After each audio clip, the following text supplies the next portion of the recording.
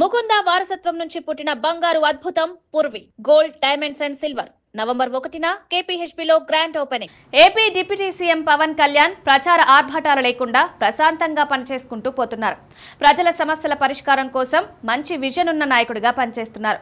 గత ప్రభుత్వ హయాంలో ఆంధ్రప్రదేశ్ రాష్ట్రంలో కేంద్ర పథకాలు సరిగా అమలు కాకపోవడాన్ని, గ్రామీణ ప్రాంతాలలో అభివృద్ధికి విఘాతం కలిగించడం గుర్తించిన పవన్ కళ్యాణ్ ఆ తప్పులు దిద్దే పనిలో ఉన్నారు.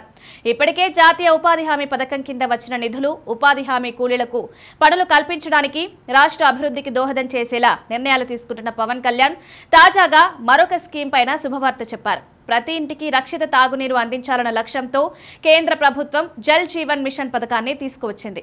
ఈ పథకం ద్వారా ప్రతి రాష్ట్రానికి నిధులను కేటాయించింది. జల్ జీవన్ మిషన్ కు కొత్త ఉత్సాహాన్నిచ్చిన పవన్ కళ్యాణ్ ఈ పథకం అమలుకు, గ్రామీణ రక్షిత తాగునీటి సరఫరాకు నిర్దేశిత సమయాన్ని కూడా ప్రకటించింది. అయితే గత ప్రభుత్వం జల్ జీవన్ మిషన్ లక్ష్యాలను దెబ్బతీసేలా, దాని గురించి పట్టించుకోకుండా వ్యవహరిస్తే ప్రస్తుత కూటమి సర్కార్, ముఖ్యంగా AP deputy CM Pawan Kalyan Jal Jeevan mission కు కొత్త ఉత్సాహాన్ని ఇచ్చారు. 4 ఏళ్ల మిషన్ పథకాన్ని పొడిగించిన కేంద్ర ప్రభుత్వం గత ప్రభుత్వ హయాంలో వచ్చిన నిధులు సకాలంలో వినియోగించుకోకపోవడం వల్ల మురిగిపోయే పరిస్థితి వస్తే CM Chandrababu, deputy CM Pawan Kalyan కేంద్రానికి అభ్యర్థించారు.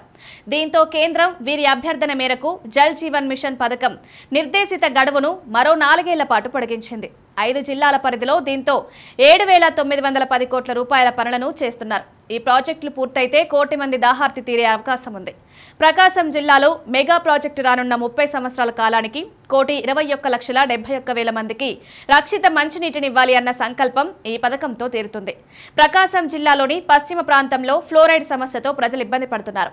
అక్కడి ప్రజల కష్టాన్ని తీర్చడానికి గత జూలై 4వ తేదీన 1,290 కోట్లతో మెగా ప్రాజెక్టుకు పవన్ కళ్యాణ్ శంకుస్థాపన చేశారు.